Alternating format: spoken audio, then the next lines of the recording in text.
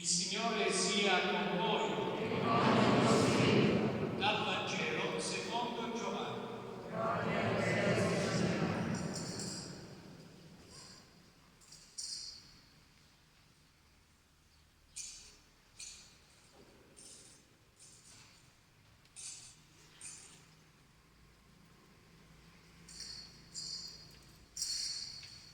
In quel tempo disse Gesù ai suoi discepoli: quando verrà il Paracleto, che io vi manderò dal Padre, lo Spirito della verità che procede dal Padre, egli darà testimonianza di me, e anche voi date testimonianza, perché siete con me fin dal principio. Vi ho detto queste cose perché non abbiate a scandalizzarvi. Vi scacceranno dalle sinagoghe, anzi, viene l'ora in cui chiunque vi ucciderà crederà di rendere culto a Dio.